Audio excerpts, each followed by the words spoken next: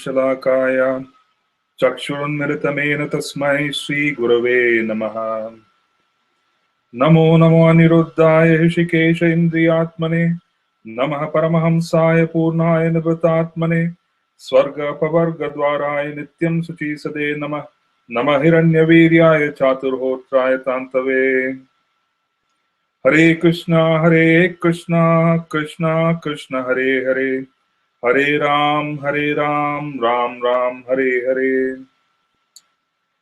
Thank you very much for joining us again for this session, which is a continuation of our discussion on Sri Harinam Cintamani, which is a dialogue between the Supreme Personality of Godhead, Sri Chaitanya Mahaprabhu, and his dearmost servant, Srila Haridas Thakur, who is also the designated Acharya for the Yuga Dharma, which is the chanting of the holy names, and the Maha Mantra, which is Hare Krishna, Krishna Krishna, Hare Hare, Hare Ram, Ram Ram, Hare Hare.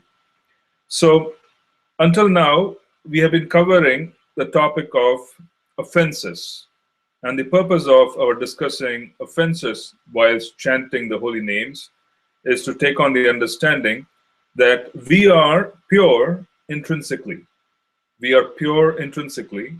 The holy name is non-different from Krishna, which is the holy name is also transcendental. Then why would there be such a block in our being able to experience the full truth of what is desired by Shastra? What is indicated by Shastra? Why is it that we are unable to experience the extraordinary level of high experiences that others have experienced, which are given in the Shastra? So there seems to be a gap between where we are and the conclusion of the Shastras. So we need to resolve the gap. And the whole purpose of this discussion is for us to be able to resolve this gap.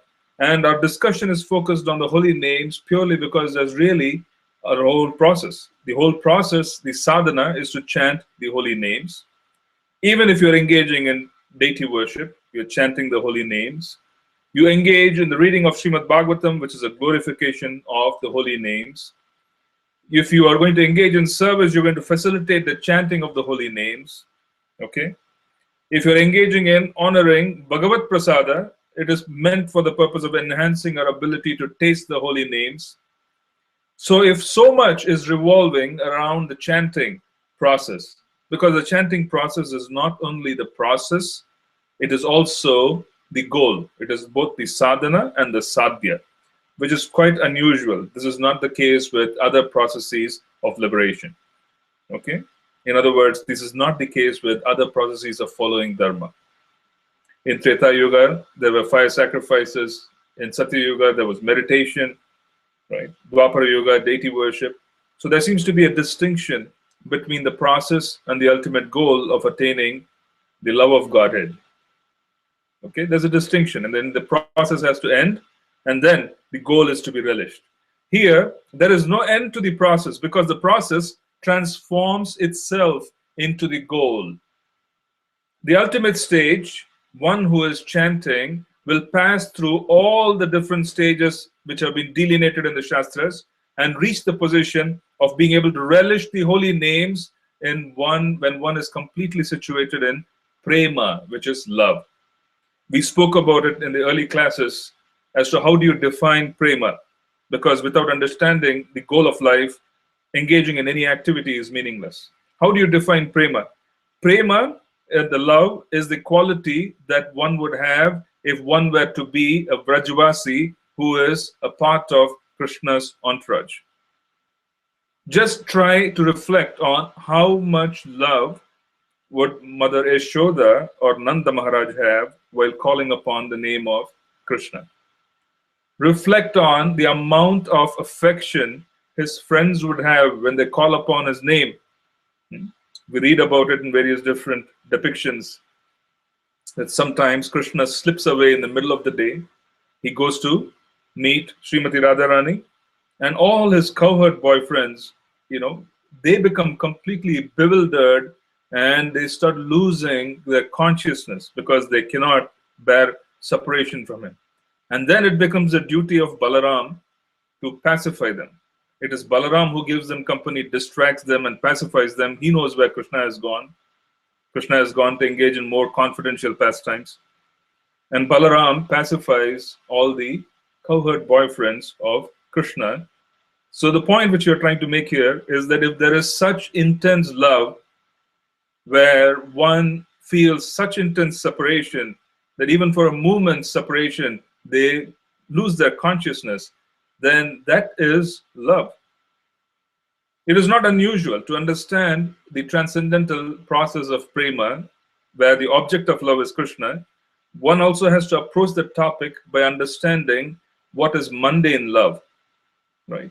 My spiritual master, even though he was extraordinarily strict and accomplished sannyasi, a renunciate, used to make a very bold statement saying that if one has not fallen in love, it would be very difficult for them to understand Krishna consciousness. Okay? Why? Because if one has experienced complete absorption of being attracted to the opposite gender on this planet and becoming completely bewildered, becoming mad, where their behavior changes and they spend day and night thinking about their object of love and they are not able to eat, sleep, do nothing, and then that is basically called mundane love. It's a perverted reflection of our own ability to love Krishna. You see, if you're going to be attracted to anything in this world, it is because in that particular object there is something associated with Krishna. Otherwise, we would not be attracted at all, because intrinsically we are parts and parcels of Krishna. Why would we be attracted to something which is material? We are attracted because we are attracted to the separated energies which are parts and parcels of Krishna.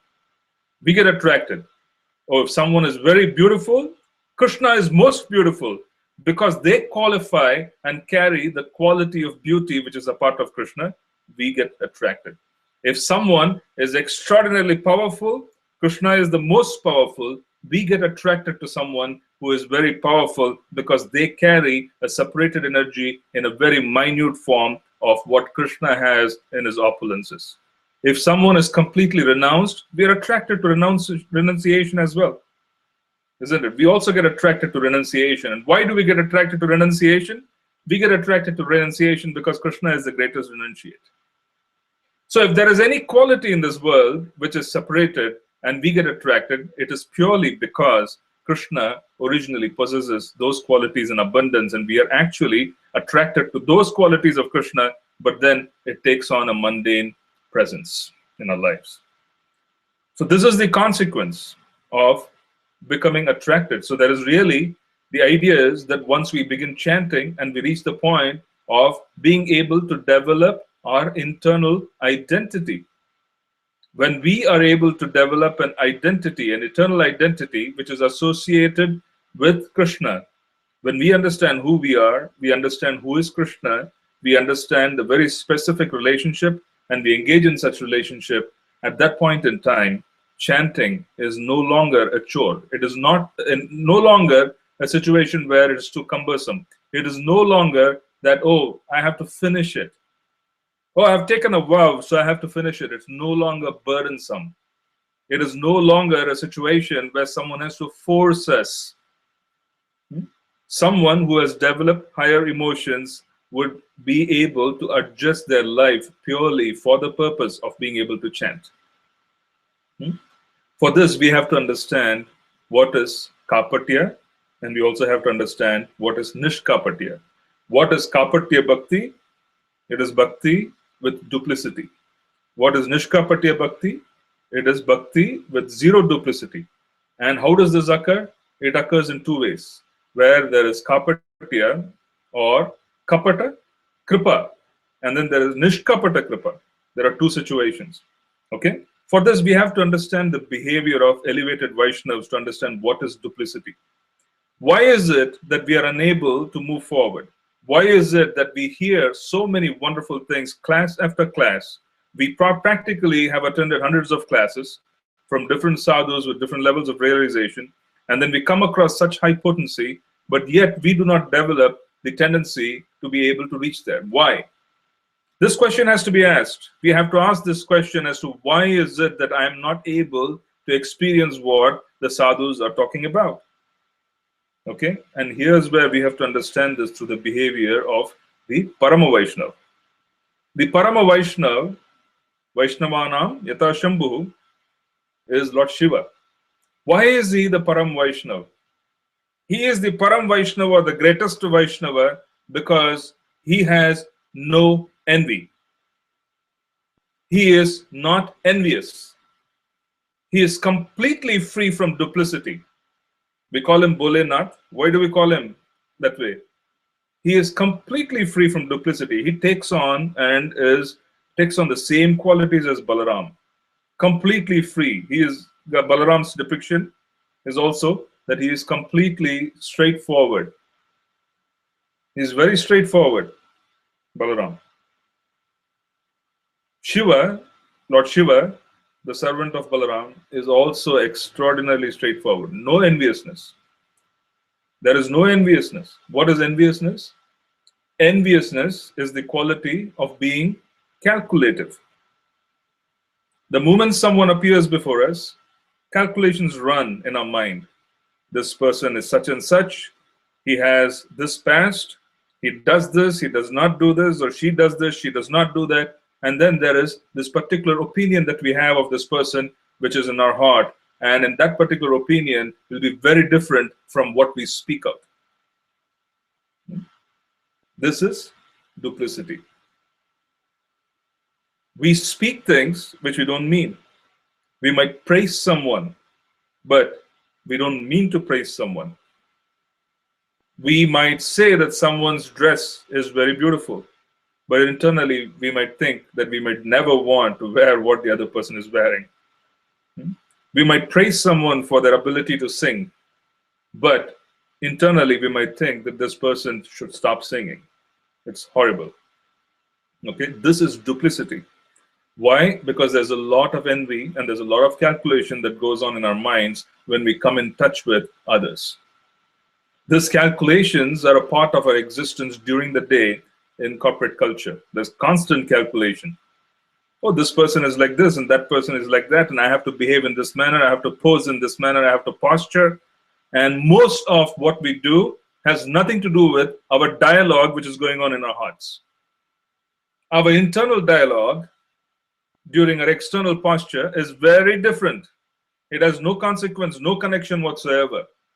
In other words, our mentality is to cheat. Our mentality is to cheat. It is our mentality. Okay? Our own dialogues as such, our internal dialogue, our internal meditations are extraordinarily contradictory to our external behavior for most part. Okay? The opposite is Shiva's behavior. Lord Shiva has no calculation. Don't we read that when some Asura approaches him and asks him for a boon, when Ravana approaches him and so many different personalities approach him, a little pleasing is all that is required. He's Asutosh. He gets immediately pleased. He says, okay, take it. So why is this happening? Okay, take it. Take this. You want this, you take this. Why is this happening? Why is Lord Shiva being able to do that? Because there is no kapatya in his heart. In his heart, he is completely free of enviousness. He does not judge. He does not calculate. Balaram is also like that. Both of them are gurus, right? The guru is like that. And Shiva, Lord Shiva, is Vaishnavana Metan Shambhu. He is Uttamadhikari Vaishnav. He is the highest, most elevated Vaishnav. And as a consequence, his behavior is also completely, fully satisfied and immersed in the bhakti of Lord Gauranga and the bhakti of Krishna. He does not discriminate. He simply gives. Whoever asks, he is given that. There is absolutely no mentality of wanting to calculate. Okay? But what happens when someone approaches Lord Shiva? There is an automatic process in the material energy as to whether Lord Shiva's mercy would be dealt with by Mahamaya or whether Lord Shiva's mercy would be dealt with by Yogamaya. There is a difference here. Maya Devi, she knows her husband. She knows very well what the nature of her husband is. And then she knows also as to what is beneficial and what is not beneficial. So what does happen?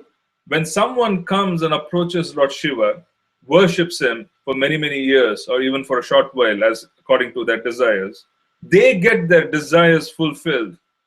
They get their desires fulfilled. If they have a mentality of wanting to cheat, in other words, if they are kapatya bhaktas, in other words, they have so many different material desires in their heart, they are hankering after 100 different objectives, but then they present a certain objective which is completely different. Maya Devi knows. So mercy is granted by Lord Shiva. But then this is mercy that has got to do with the propensity of curing them of the potency of cheating. Okay? This is Kapatya Kripa. This Kripa which is bestowed automatically is a Kripa which bewilders the person who receives it. And they receive their weaponry, they receive their benedictions, they receive wonderful things in their life. And ultimately, they are defeated by their own actions. Then there is also Kripa which comes from Lord Shiva. Again, this Kripa is bestowed upon by Sri Yogamaya. And this Kripa is Nishkapata Kripa, where someone who is very sincere, okay, who is the same inside and who is the same outside, which means he's a simple person. He or she is simple. A Vaishnava is simple. Real Vaishnavas are very simple, no calculations. No calculations in their tendencies, in their behavior. No calculations, no posturing that I have to present myself in this way, I have to do this, I have to do that. They don't. Real Vaishnavas don't engage with other Vaishnavas with 100 different agendas in their mind. They don't. So when such a Vaishnava approaches Lord Shiva, then Lord Shiva's profound mercy is so wonderful that he gets delivered to the lotus feet of Lord Chaitanya, he or she. So there is Kripa, which is mercy with cheating, and there's mercy without cheating. And this mercy with cheating happens when someone is duplicitous. When people have 100 and different agendas in their heart, but then they present a picture which is a little different, they get cheated. Because ultimately, even though they may get what they want, they don't get what they need. Ultimately, at some point, they get cheated because they're bewildered by Mahamaya. Okay? She is the one who would deal with all the kapatyas, all the cheats, all the duplicitous personalities. On the other hand, someone is very sincere, even though they may not have the skills, even though they may not have all the qualifications, but in their heart, they are very simple, sincere, and accept the words of Guru, accept the words of Sadhu, accept the words of Shastra, and then try based on such, then such a person receives mercy. And that mercy is without cheating. It's Nishkapata Kripa, because that person himself or herself is Nishkapata. Their hearts are clean. Their desires are clean. So why is this being shared here? The reason why it's being shared is that whatever we experience today is a sum total of our existence for millions of years on this planet or different planets. Whatever we experience today is an aggregate of all the experiences in the past. And today, we act through the pyramid of such experiences. It is said that, when you pass light through a pyramid, there's refraction. So that particular act of passing through a certain, pyramid, is what we do. We process all our thoughts through the past experiences. And as a consequence, we carry all kinds of unhealthy desires. The point I want to make is, do we really want to chant with Krishna Prema? Do we really want to make advancement in Krishna consciousness? If that is so, then why are we not making advancement? If that is so, why are we not able to accept the views of Shastra? Okay? Krishna says this, isn't it? He says in Bhagavad Gita 9.34, and he again repeats it in 18.65. Okay? This is very confidential knowledge. He says, Manmana bhav madbhakto madhyaji mam namaskuru mame veshi yuktevam atmana matparayanaha. Engage your mind always in thinking of me. Become my devotee. Offer obeisances to me. Worship me.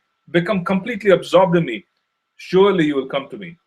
Why is this so difficult for us to accept, even though this verse We have probably read it 100 and million times, probably. A million times is a little bit of a reaction, it's a bit of a stretch, but I'm just making a statement saying that we've read it very many times. It's a very famous verse. We come across this in many, many lectures. This particular verse, Krishna says, is Paramaguhyam. He says this is Rajavidya, this is Paramaguhyam, this is very confidential knowledge. It is not something which is being distributed openly, it is very confidential knowledge. Are we experiencing or even desiring this? Are we really wanting to engage in Manmanabhava Madbhakto, Madhyajivam Namaskuru? Because Mahaprabhu, when he appeared on this planet as a Bhakta, he engaged in this. He was Manmanabhava Madbhakto. He was Madhyajivam Namaskuru, constantly engaging in the chanting of the holy names. Now, we might claim, and we might say, for all practical reasons, that this seems like an extraordinary goal that we may not attain in one lifetime. Always think of Krishna. We are unable to think of Krishna even when we stand before his deity form. Right? We think about it for a few seconds and then some thoughts come into our head. We are unable to think of Krishna even when we chant. We struggle when we call upon his name to constantly keep his name in the forefront. Okay? So our own experience seems to be the complete opposite of what Krishna wants us to do. And we start thinking that this process is not real. This process is not real because it's not working. I am doing what Krishna is asking me to do, isn't it? I am chanting. I'm calling upon the holy names. I'm chanting my 16 rounds, 4 rounds, 8 rounds, 10 rounds, as the case may be. Okay? But it is not working. It is really not working. Or it works sometimes and sometimes it doesn't work. Sometimes there's a struggle and sometimes there is no struggle. Then one has to step back and understand, okay, that this sounds like the fox or the jackal which wanted to taste grapes. You see, there's a story which is very well known that the grapes were hanging down and this jackal wanted to taste those grapes. Okay, the jackal kept jumping up in the air, wanting to grab some grapes into its mouth. It jumped once, twice, 10 times, 15 times, 20 times. And what did the jackal do? What did the jackal do? The jackal reached a conclusion that, okay, I cannot reach these grapes. These grapes must be sour. These grapes must be sour. That's the conclusion of the jackal, because the jackal has tried many times jumping, grabbing the grapes, and it cannot reach the grapes. And as a consequence, the grapes are sour. Okay? This also is a part of many of us who experience this in our chanting, in our sadhana. We reach a point where we think that the process is deficient or the process is not what it is supposed to be, where maybe the Shastras have dealt with it in a manner which is quite bombastic, which is, in an elaborate manner. Maybe the Shastras did not mean what they wanted to say. Okay? We think like that because there's a Falashruti in Karmakanda. Karmakanda in the Vedas, it says, do this and you will get this. Or you do this for 10 days and you will get this particular fruit. If you do this for 100 days, you will get this. Okay, this is all a part of Karmakanda. And it all seems so incredulous because it's something which is, I cannot even imagine that such a fruit can be obtained. Okay, I cannot even imagine that such a fruit can be obtained. That's the conclusion one has when you read all those Falashrutis. Falashruti is that when you have a stotra and then there is a shruti which is in the bottom, which is a Falashruti. What is the fruit of sincerely chanting a particular hymn? There's a part of Karmakanda. What is the fruit of performing a certain sacrifice? What is the fruit of worshipping a certain personality in a certain way? Okay? So this is Falashruti and it is quite elaborate and it almost sounds impossible that such a particular fruit can be obtained by such activity. So since we also have been exposed to such things, we come into the process of devotional service and we assume that devotional service and the chanting and the glorification of the holy names is also imaginary. We read about it in Harinam Cintamani. In Sri Harinam Cintamani, Haridas Thakur talks about it saying, even Namabas, which is not pure chanting, it is unoffensive chanting, one can attain liberation. One can attain mukti. One can attain bhukti. One can receive anything they want. They can get anything they want through the chanting of the holy names without offenses. So, do we really believe that some process that we are following has the ability to give us everything? Do we really believe that Krishna and his holy names are non-different? Have we accepted it? Are we disturbed that we are not accepting it? Are we disturbed that we are not able to accept whatever the conclusions are of the Shastra? At least that is a qualification for making progress. At least we are disturbed that our hearts have become so hard that we are not able to accept the conclusions of the Shastras. We are not able to accept the bhakti for Lord Gauranga. So this particular issue is the offense that is being discussed today. The offense of not being able to accept Shastric conclusions on the glorification of the holy name. Every day, our own existence is an example. We don't accept fully the conclusions of the holy names written about it. Okay? We don't. And our own chanting is an extraordinarily difficult process. Why? Purely because we have not accepted the process as genuine. It's also because our heart is still very hard with all kinds of agendas. There's a lot of duplicity. There's a lot of kapatya in our own process. Okay? We have a lot of agendas. We have agendas for name. We have agendas for fame. We have agendas for so many different things. It's all quite subtle. It may not be fully exposed, but it is there. We have agendas for enjoying in different ways. There are agendas. And as a consequence, our desire for 100% engagement in chanting the holy names, as Krishna wants, Manmanabha Madbhakto, that possibility can never come into our hearts. We don't even desire that we want to engage in that level of absorption, because that level of absorption is prema. That level of absorption is prema. Okay? One can become dysfunctional by mundane love. One can also become dysfunctional by spiritual love. And then one has to step down and start looking at how to function in the service of Lord Gauranga. That is why the Uttamadhikari has to step down and become a Madhyamadhikari for him to function and to preach. But the experience of prema is required for one to preach effectively. Preaching effectively requires experiences, requires conviction, requires the ability to understand that whatever is being said in the Shastra is the ultimate truth. There can be no doubt on Shastric conclusions. It requires that. Without that, one cannot preach. One cannot preach in the sense that it is not so much that one cannot talk. One may not be able to make a lot of ground in being able to share the glories of the holy name because they themselves are not convinced. There is no conviction. So the conviction is what allows others to experience faith. What do we say, Adav Shraddha? Adav Shraddha occurs because one is able to come in touch with real faith. What is real faith? Real faith is experience. Okay? There is no question of faith once someone experiences something. If someone can see Krishna, can hear and can experience Krishna, then such a person has no question of, oh, he has high faith. He has already experienced. Why are we talking about faith? He has fully experienced the mercy of the Lord. We don't have to talk about faith in such a person. So when we hear and when we come in touch with such a person, then there is Shraddha in our hearts. Why? Because that person has real experience, and that experience comes and infects us.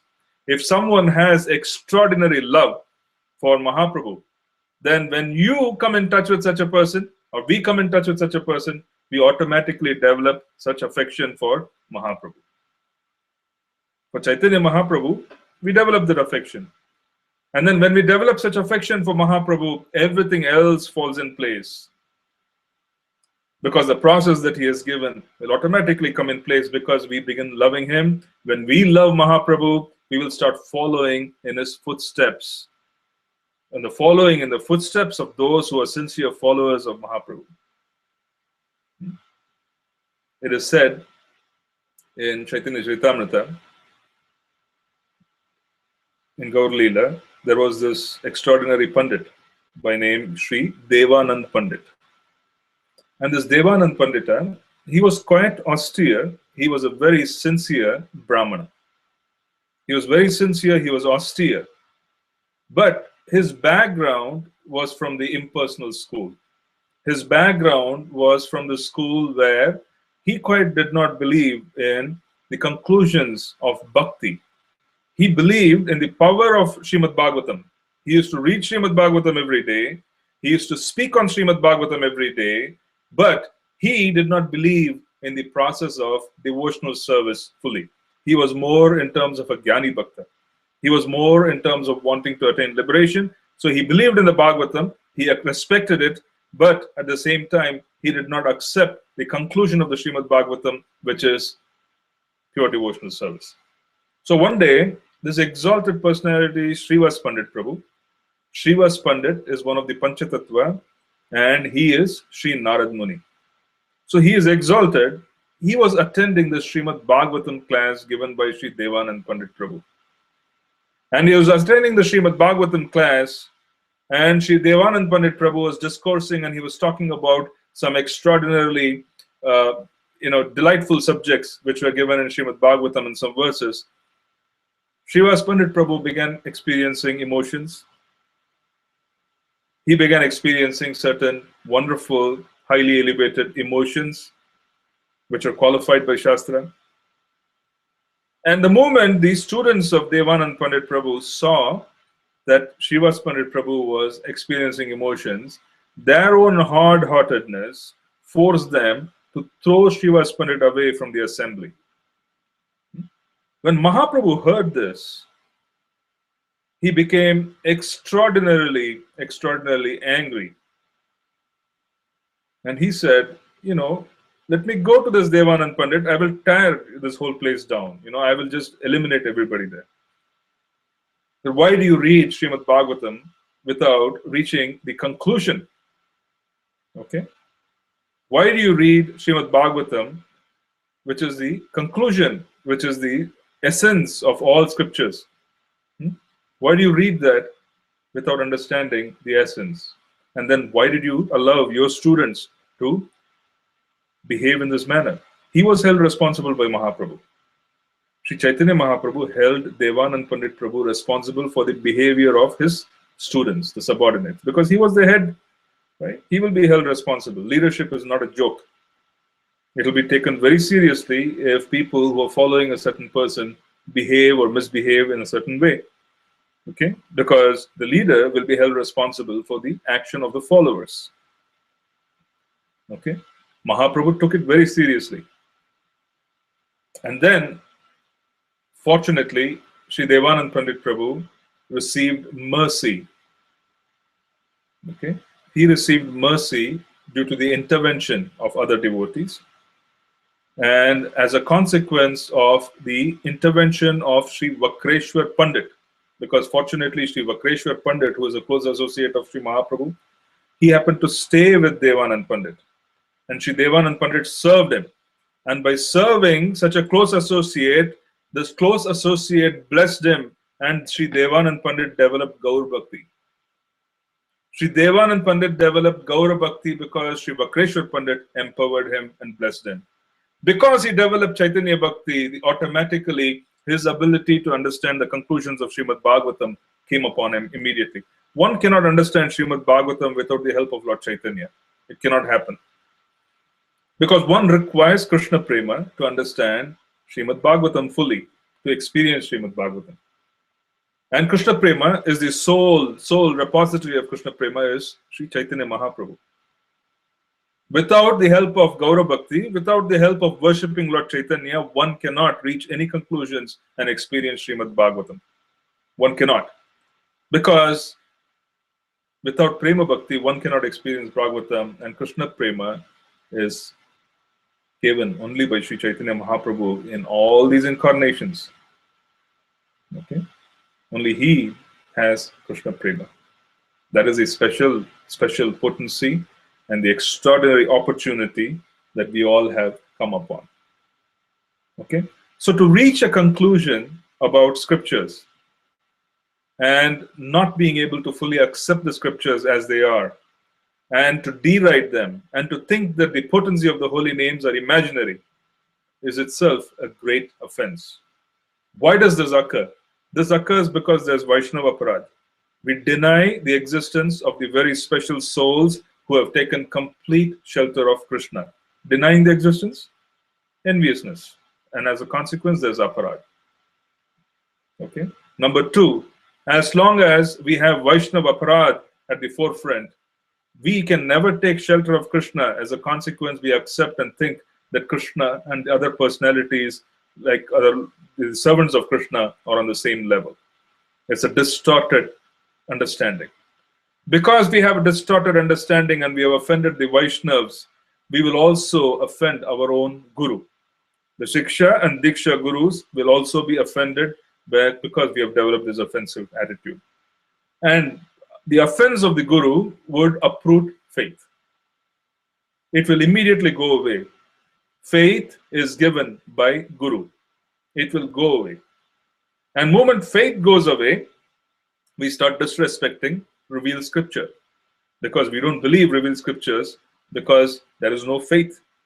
And without faith and without understanding the potency of revealed scriptures and the potency of Tattva, we will start thinking that whatever is given in the Shastras about the glorification of the holy name is imaginary. So this offense is nothing but a continuation of the first offense, which is Sadhu Ninda. Okay? And this is being repeatedly shown in many, many instances in Gaur Leela. Many instances. Okay? Many, many instances this is being repeatedly shown. Okay, we're going to stop here. So today we were discussing the offense of thinking that the glorification of the holy names in the revealed scriptures is imaginary.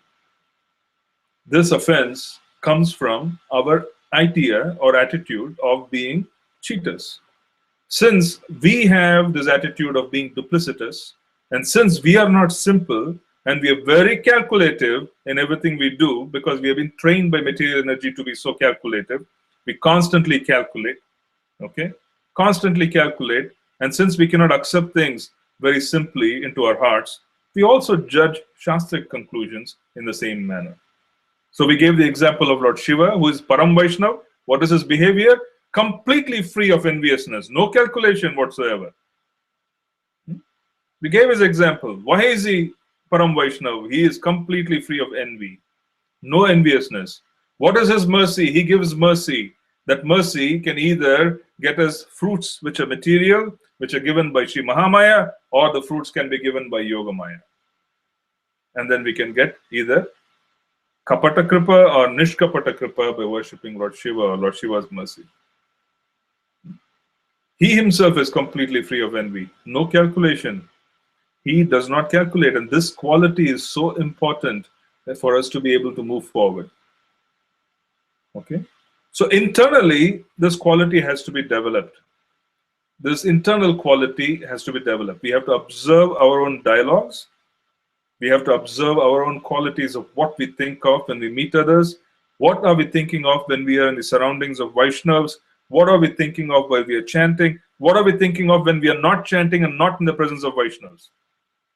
What is our process and approach in life? Are we being too smart and too calculative to such an extent that we carry such tendencies when we come and practice devotional service?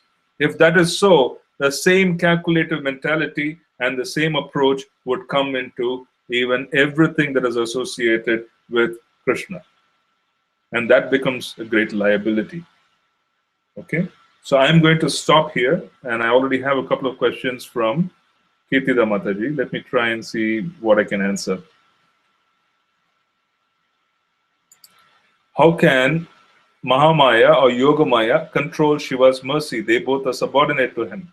They are not they are subordinate to him in the sense that we depend on what the person is qualified to receive. So he might obtain, he might give mercy. He might give mercy, but then what kind of mercy? Is he going to give mercy which is going to give us material opulence? Then it is Mahamaya. Is it going to give us, spiritual opulence? Then it is Yogamaya. So depending on what we desire, we derive from the mercy of Lord Shiva. So who are we going to deal with? Are we going to deal with Mahamaya or are we going to deal with Yogamaya? That decision is taken by our desires. Our desires are the ones who dictate whom we are going to deal with. Okay? And consequently, we may go and pray to Lord Shiva. Ravana prays to Lord Shiva. There are so many different asuras who pray to Lord Shiva. Ultimately, they get cheated. They receive mercy. They get cheated because they are completely destroyed by whatever it is they possess, because that is the nature of material energy. So they get mercy, which is associated with Mahamaya. But the same Mahamaya who notices that Lord Shiva's servants are extraordinarily sincere, then Lord Shiva, which is his Shakti, Shakti and Shaktiman are one and the same, they then provide facility for the Vaishnav to engage in service. So what I was trying to give across was not so much as to who is subordinate and who is superior, more so is that they work together. Both Mahamaya, Yogamaya, which is Lord Shiva and Sadashiva, they work together. There is no distinction between Maya Devi and her husband. There is no distinction. They work together. They are a team. Okay? She provides and he also provides in different ways. They are a team. Okay? So that's the understanding that we should have. That based on our desires, we end up either dealing with Mahamaya or we deal with Yogamaya. And Lord Shiva has the ability to give both. He has the ability to give both. So he can either give Kapata Kripa or he can give Nishkapata Kripa. And when is it Kapata? When we want to cheat. When we have duplicitous reasons to approach him. When we have all kinds of thoughts, all kinds of desires floating in our heart, then that is Kapata. Then there is Nishkapata Kripa. When there's sincerity in the heart, then one is able to make a lot of advancement with the mercy of Sri Yogamaya. It is Yogamaya who allows us to come in touch with Sri Guru. It is Yogamaya who keeps us in touch with Sri Guru even after the manifested pastimes of the Guru are over. So if the Guru leaves, we are still in touch with Guru. It is the potency of Sri Yogamaya. So this is the Kripa of Lord Sadashiva. This is Kripa. This is Nishkapata Kripa. Because hearts are sincere, we continue keeping in touch. Hearts are insincere, then we are lost touch. It becomes difficult for us. Our behavior has to be observed by all of us. The reason I'm saying this is that if desires are there to engage in Manmanabhu Madbhakto, then why is it not manifesting? If desires are there to engage in Prema, then why is it that it is so elusive? If desires are there to chant the pure name, then why is it so elusive? If desires are there to respect Vaishnavas wonderfully, then why is there aparat? We have to question ourselves. Okay? What does it mean? It means that we have desires for the other side too. We have desires for the opposite of what is supposed to be sought after. That's the point. Hope that answers your question. Now, let me take the second question. On one hand, it is said that the holy names, even called upon jokingly, is very potent. On the other hand, if a person is chanting and is a little inattentive, is not benefited.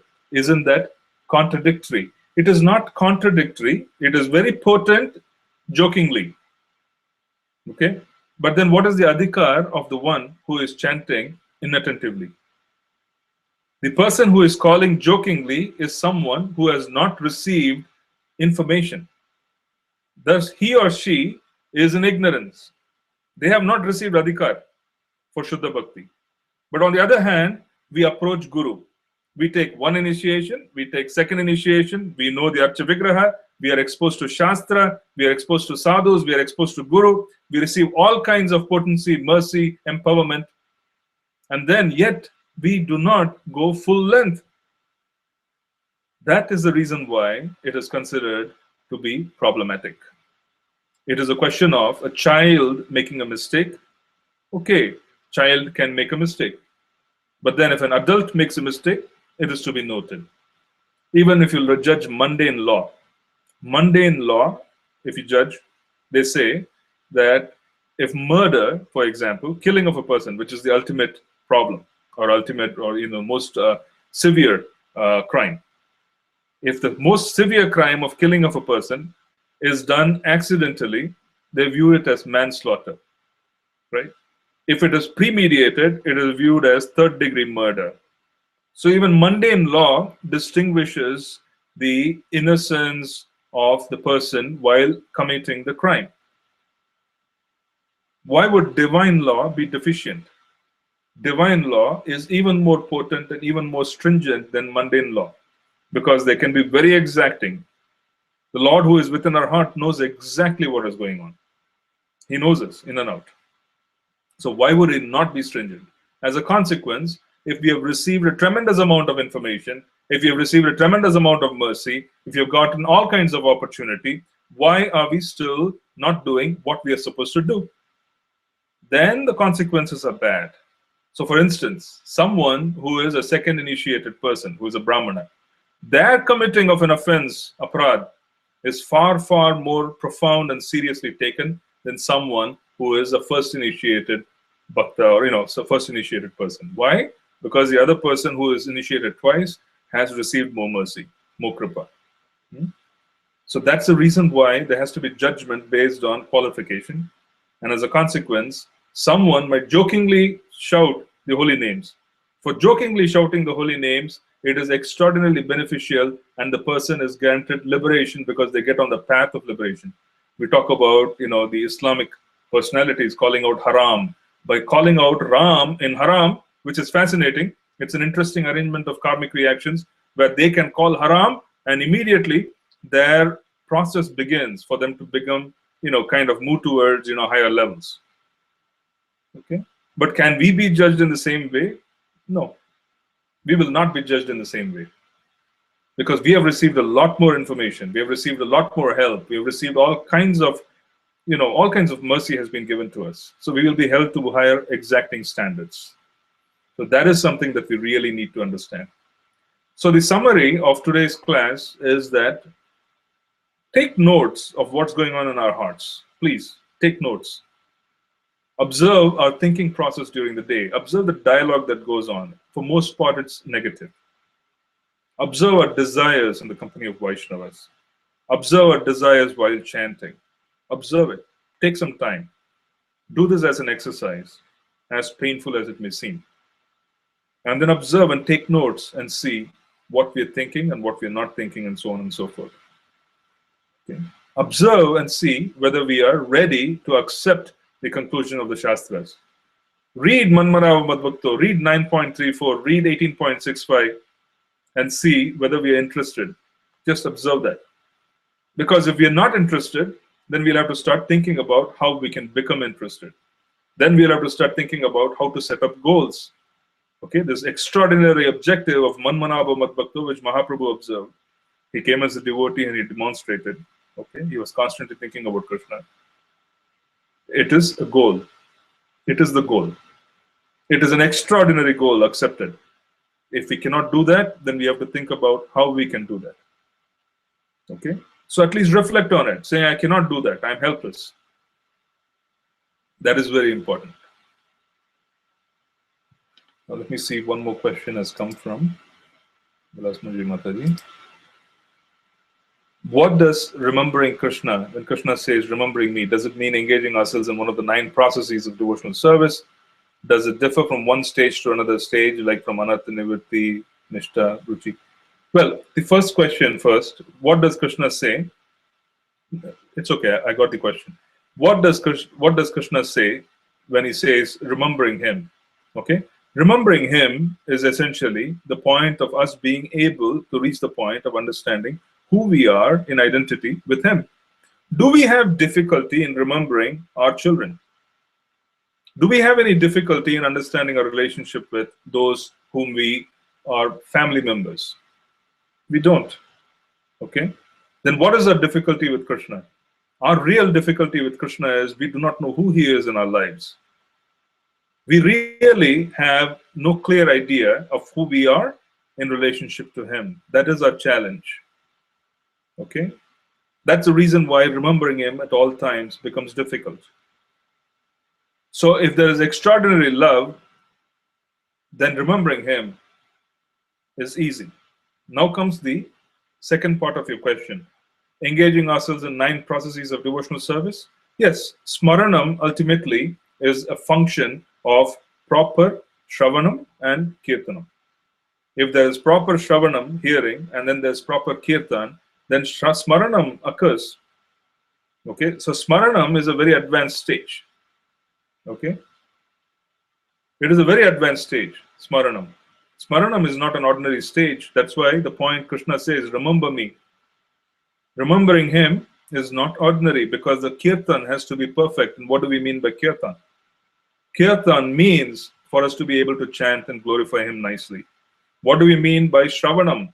For us to be able to understand the glories of the holy name. For us also to be able to understand and chant while we are hearing the holy names nicely. So if Shravanam is proper, if we have heard from the Guru, we have heard from Sadhu nicely, then, and we have accepted their truths, and we have complete faith in the conclusion, revealed scriptures, which the Sadhu and Guru constantly talk about, then Smaranam is a process which occurs automatically when we have proper kirtan. When Shravanam occurs nicely, kirtan will be good. It will be full of faith. And when kirtan is done with such conviction and full of faith, Smaranam is not an issue. Krishna Smaranam will come automatically when Krishna becomes one of our dearest associates. Our difficulty is that we are distant from him. We do not know who he is. That is a difficulty. As a consequence, Smaranam is a challenge for us. Okay? So to answer your question, 9 processes of devotional service, yes, they're designed to increase Smaranam. Does it differ from one stage to another stage? Yes. It differs from the evolution point of view of devotional service because at each and every stage, our understanding of Sambandha Gyan is very different. The initial stage, all we know is we are Krishna Das. Okay? Even that we do not fully accept. We have a lot of doubts. But as the purification process continues and continues and continues, perhaps in one lifetime, perhaps in 2 lifetimes, as the case may be, we do not know. As it continues, then one is able to accept Krishna and understand who he is in our relationship. And once the relationship and the Sambandha Gyan has crystallized, it is not hazy, it is not information that comes and goes, okay? It is constant, it is steady, and it is crystallized, and it becomes more and more condensed. Just as we keep a pot of milk and we keep heating up, then it becomes a little condensed, and the quantity of milk becomes reduced, but then now the flavor of milk has intensified. Then at that point in time, our Sambandha with Krishna is intense. As a consequence, Abhideya, which is activity performed after Sambandha Gyan has been revealed, is intense. And if both Sambandha and Abhideya are intense, one can attain Krishna Prema, which is Prayojana, quite soon. So that's the process. Yes, there is a difference in different stages. So being attracted to remember verses he spoke in Bhagavad Gita is part of Smaranam in Anatta Nivritti. The answer is yes. Being attracted to remember verses he spoke in Bhagavad Gita is a part of Smaranam. Because Bhagavad Gita gives us Tattva Gyan. We understand how to approach Krishna from Bhagavad Gita. Then, after understanding Bhagavad Gita, we go to Srimad Bhagavatam to see how Krishna is. Srimad Bhagavatam gives us the nectar of the nature of Krishna, the very intimate nature.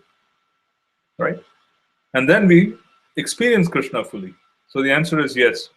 Being attracted to remember, or even if we are not attracted, constantly read and accept. And at least if we accept and we constantly say, Srila Prabhupada, I'm not able to experience this, please give me mercy. At least that particular prayer has to come from our lips. Okay? So that is a fact. I think I've answered that and answered that. Okay.